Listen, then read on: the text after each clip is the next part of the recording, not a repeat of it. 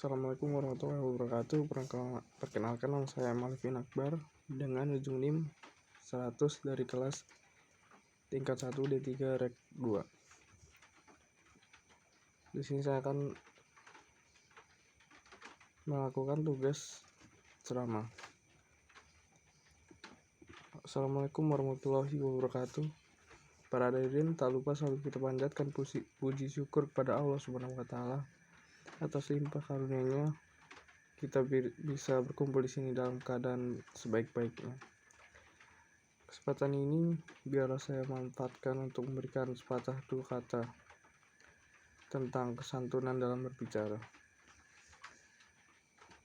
Bapak-bapak dan ibu-ibu yang berbahagia, pemilihan kata-kata oleh masyarakat akhir-akhir ini cenderung semakin menurun kesantunannya dibandingkan dengan zaman saya dahulu ketika kanak-kanak. Hal tersebut tampak pada ungkapan-ungkapan pada banyak kalangan dalam menyatakan pendapat dan perasaannya. Seperti ketika berdemonstrasi atau berapat-rapat umum. Kata-kata mereka kasar atau bertendensi menyerang. Tentu saja, hal itu sangat mengeras hati yang menerimanya. Gejala yang sama terlihat pula pada penggunaan bahasa oleh para politisi kita. Misalnya, ketika melontarkan kritik terhadap kebijakan pemerintah, tanggapan mereka terdengar pedas, vulgar, dan beberapa di antaranya cenderung provokatif. Padahal sebelumnya, pada zaman pemerintahan Orde Baru, pemakaian bahasa dibingkai secara santun lewat pemilihan kata yang dihaluskan maknanya. Kita pun tentu gelisah sebagai orang tua. Kita sering menyaksikan kebiasaan berbahasa anak-anak dan para remaja yang kasar dengan bumbu sebutan-sebutan antar sesama yang sangat miris untuk didengar. Fenomena tersebut menunjukkan adanya penurunan standar moral, agama, dan tata nilai yang berlaku.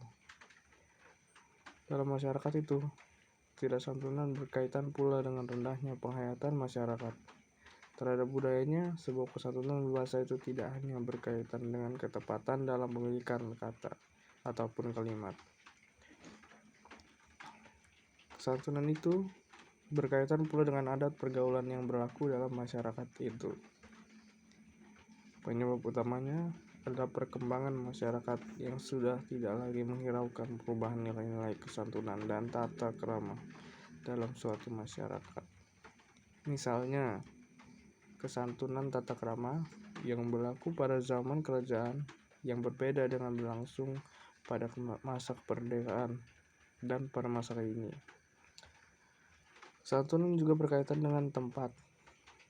Nilai-nilai kesantunan di kantor berbeda dengan di pasar, dan juga di terminal, dan tentu saja di rumah.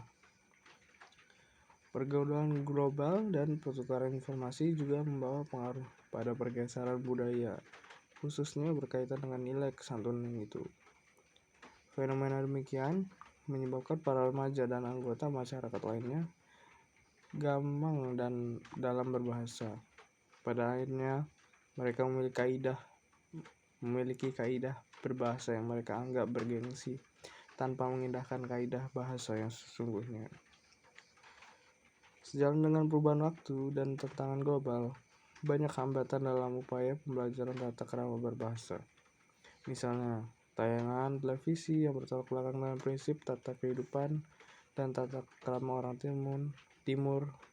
Sementara itu, sekolah juga kurang memperhatikan kesantunan berbahasa dan lebih mengutamakan kualitas otak siswa dalam penguasaan iptek. Selain itu, kesantunan berbahasa sering pula diabaikan dalam lingkungan keluarga. Padahal, belajar bahasa sebaiknya dilaksanakan setiap hari agar anak dapat menghayati betul bahasa yang digunakannya. Anak belajar tata santun berbahasa mulai di lingkungan keluarga.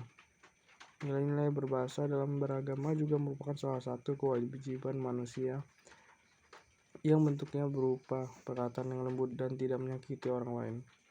Kesantunan dipadankan dengan konsep kaulan, karima, yang berarti ucapan yang lemah lembut, penuh dengan pemuliaan, penghargaan, pengagungan, dan penghormatan kepada orang lain. Berbahasa santun juga sama maknanya dengan kaulan ma'rufah, yang berarti berkata-kata yang sesuai dengan nilai-nilai yang diterima oleh masyarakat penutur. Oleh karena itu, pendidikan etika berbahasa memiliki peranan yang sangat penting. Memperoleh pendidikan kesantunan berbahasa sangat diperlukan sebagai salah satu syariat dalam beragama.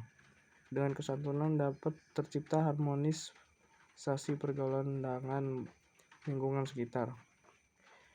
Penanaman kesantunan berbahasa juga sangat berpengaruh positif terhadap kematangan emosi seseorang. Semakin intens kesantunan berbahasa itu dapat ditanamkan, kematangan emosi itu akan semakin baik. Aktivitas berbahasa dengan emosi berkaitan erat kemarahan, kesenangan, kesedihan, dan sebagainya tercermin dalam kesantunan dan ketidaksantunan itu.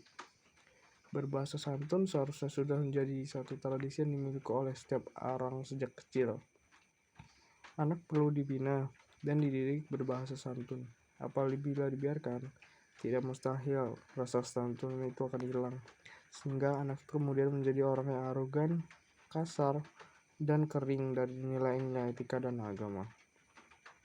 Tentu saja, kondisi itu tidak diharapkan oleh orang tuanya dan masyarakat manapun. Akhirnya, marilah kita panjatkan doa. Terima kasih.